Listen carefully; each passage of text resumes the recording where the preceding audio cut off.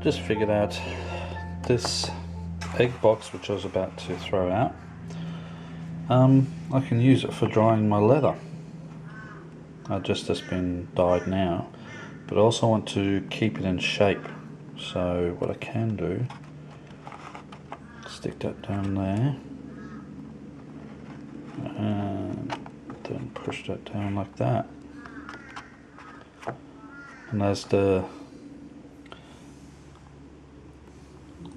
dye dries, that leather will retain that shape for a longer period, which will make it easier to mount onto the sheath. So there's a tip for you guys. Have a paper egg box handy. If you're dyeing multiple pieces of leather, you can stack them in there to dry. Okay everyone, this is the fire steel loop that I'm going to be attaching to this sheath. and it'll sit like that. Now this is sized for a 10mm fire steel, which is that size, so they'll sit in there. Obviously I can't push this in because the head of the fire steel is in the way. Now with my Bushmaster sheath, when I made it, I actually had a lot of people criticise my choice of fire steel loop design. Now what they said was, okay, you've attached a fire steel loop on the outside and it looks horrible. They said it doesn't look streamlined, it doesn't look very well designed for this, it looks like an afterthought. Well, this is my Bushmaster sheath. This is the one they're talking about. As you see, it's stitched on the outside. Now this is my personal fire steel, my personal sheath, so I don't really care about it, how it looks. The reason behind this is so that over time, as this wears down, if it gets damaged or something like that, I can actually quite easily replace it. I can just unpick that stitching, get another piece, make up a new one, just like that, and stitch that on. Problem fixed. Now, why didn't I stick them in the middle here? Well, as you see, this is 3 pieces. You got the single outer piece here, which is 1 and 2, and then you got the spacer in the middle, which is 3. Now to get this in the middle, you got to remove that single spacer in the middle and insert that. So that's got to get squeezed in there. Now the way leather works is it's not like paper. You can't just make a right angle fold. So a 10mm fire steel like that, where the leather actually joins up down here, the fire steel is now further out. So if that was sitting in the inside the leather like that, to keep a snug fit, that's actually protruding out further than these are, because you can't crimp this leather nice and snug when you're forcing it together like that. Whereas if you get this one and just wrap it over, and as you see there, it's a smaller profile. So that's the main reason why I go with this design. Because like I said, later on down the track, a couple of years from now, 5 years, 10 years, however long this lasts, the owner can, if he needs to, just unpick that stitching if this gets worn through or damaged, unpick the stitching, take it off, get another piece of leather, make one, and stitch it back on. And later on down the track, if he wants to, he decides he doesn't actually use it, unpick the stitching, take this off, re-stitch that, and re-dye. You can buy the dye at a lot of craft shops. Re-dye this, and you've got a nice smooth design.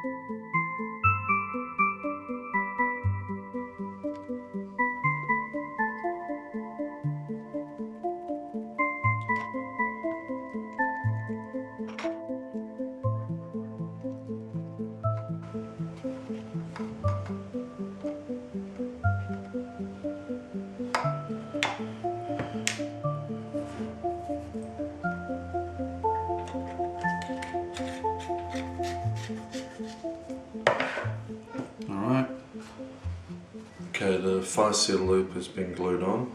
Now what I need to do is drill through the holes again to make sure they're fully aligned with these holes.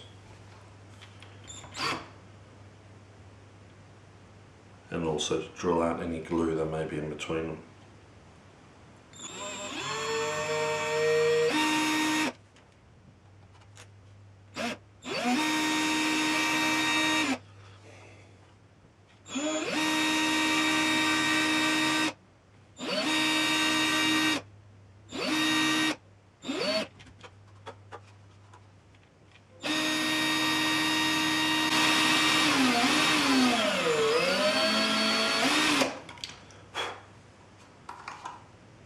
That last one's not too good. It's got a big lump of glue in it and the hole's not perfectly aligned.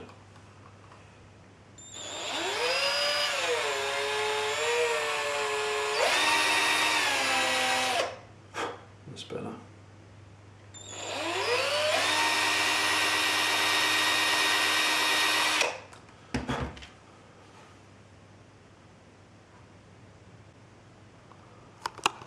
Just in there. Oh, here. So that should make the stitching just a little bit easier.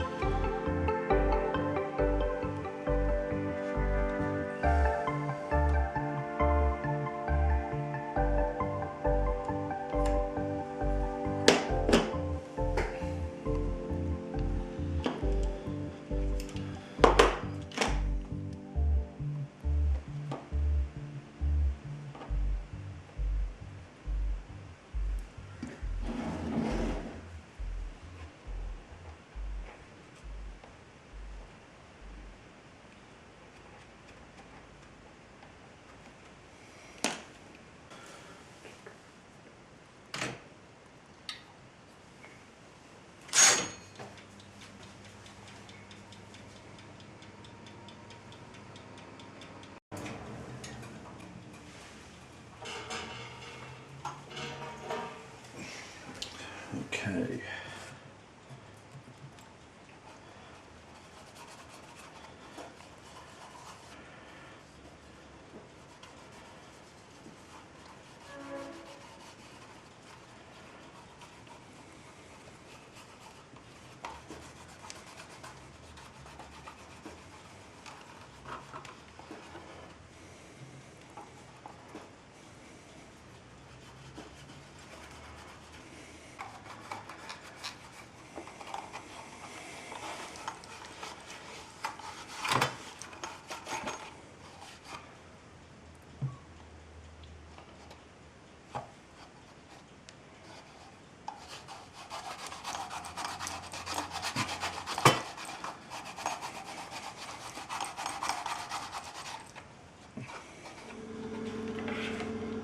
This is my steel flint knife, and this is my Bushmaster.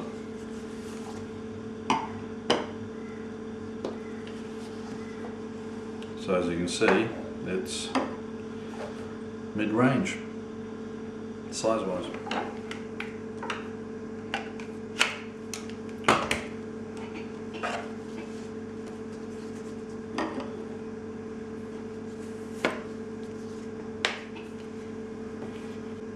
Someone in the previous video commented and asked the question about the studs which are actually inside. Those studs there, they're exactly the same as these ones. They've got a smooth surface, and also exactly these locations that I chose. You've got the two here and that one there. They are perfectly aligned so that they don't actually rub against the knife itself. It's kind of difficult to show, but the knife sits there, so you can see that the one down the bottom actually sits in this divot here, so it's not rubbing against that, and those top two sit roughly here. But the thing is, unlike the previous model, which was one of these, and it's got a sharp edge on it, these are smooth, they've been flattened, so they're actually not that much of a threat to the micarta on the handle.